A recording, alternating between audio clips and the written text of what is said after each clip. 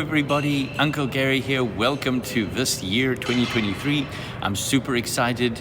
I'm going to be trying out a new format for this year because there was frankly so many things that happened in 2022 that I'm now going to try out a format called Uncle Gary's Market Minute.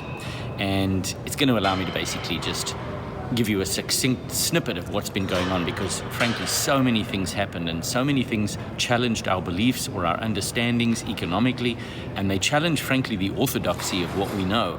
I'll give you an example. The S&P 500 ended the year down 10% or more. And what we know, or what economically is understood, generally speaking, is that when the stock market is down, the bond market should go up. And I actually made that call way back in 2021, that the bond market should be set to really, really take off. Turns out my call was inaccurate, or at least I'll say the timing was inaccurate. It remains to be seen if the hypothesis will come true, but the timing was definitely off. So what's going to happen here is it's going to come under scrutiny. How did this S&P 500 end up down more than 10%? And so did the bond market. Those two are normally inversely related. So it's going to be a really interesting time. Suffice it to say, 2023 is going to bring a whole lot of new things to the table. The first example of this market minute format, I'll give you one right now.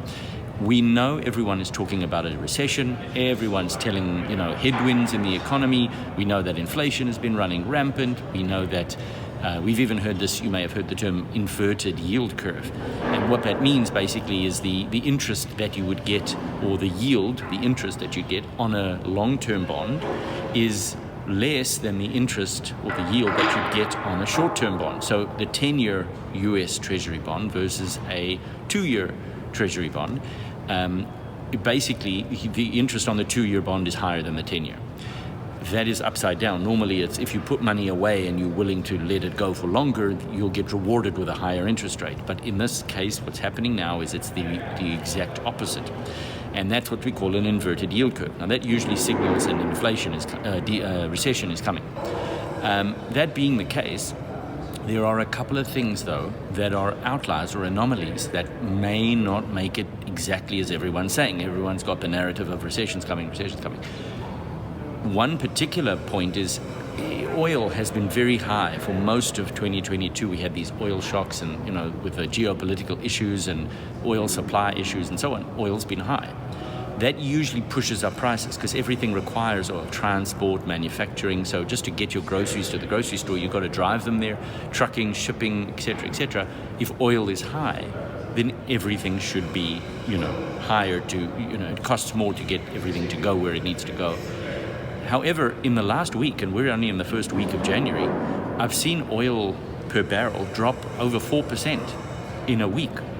So if oil goes down or the supply of oil continues to go, in a direction that causes prices to fall, that may end up actually causing a stimulating effect on the economy.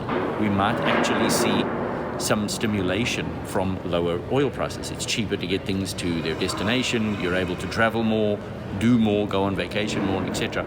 The other one that's quite interesting is Boeing. Boeing, the airline and defense contractor, the manufacturer and defense contractor. Boeing is an enormous organization, and very few people realize exactly how big Boeing is. What that looks like is Boeing accounts for about 1.5% of US GDP, just on its own. That's how large that organization is.